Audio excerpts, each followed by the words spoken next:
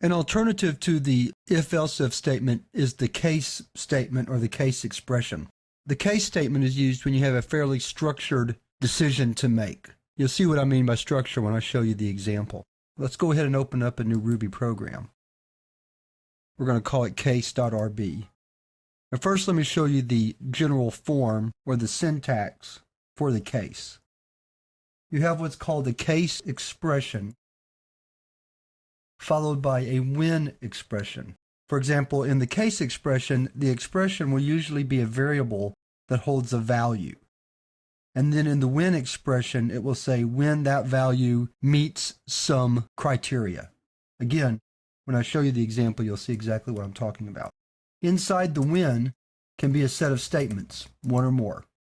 Then you'll have another when expression, or you can have another when expression, you don't have to. Followed by another set of statements. We'll do one more when. Normally you will have several, otherwise it would be easier just to write the if-else-if. Usually case statements are used when there is a long series of decisions to be made that are fairly structured. Again, my example will make this a lot more clear. Then finally you can have an else, and those statements will be executed if none of the other when expressions are true.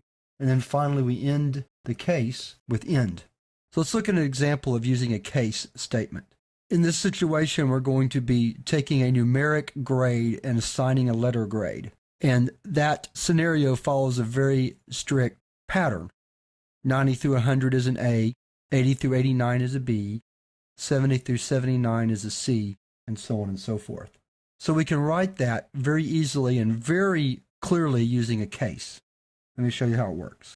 First thing we have to do is prompt the user to enter a grade, and then get that grade, converting it to an integer. Now we begin the case statement. So our case expression is case grade, and grade is what we're looking at. So then we write when 90 to 100, or translated, when grade is between 90 and 100, then we'll say letter grade equals A. Then when grade is between 80 and 89, letter grade equals B. Then we have the 70 to 79 for a C.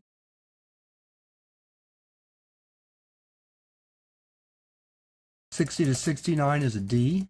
And then here we could say when 0.59, or we could just say else in the case, and we'll just print the letter grade to make it simple. So let's save that and see how it goes. So let's try a middle C. And there we see it said C very plainly. Let's try a low grade. That's an F. Let's do one more. Let's do a B, 88. And that shows B. So let's look at our code one more time. The case statement looks at an expression and then evaluates it based on a set of when expressions. So in this example, when grade is 90 to 100, we assign A to letter grade. When grade is between 80 and 89, we assign B to letter grade, and so on and so forth. And then if none of these other criteria match, the else is executed and letter grade is assigned an F. So that wraps up these lessons on decision structures, and now we're ready to move to the exercises for the chapter.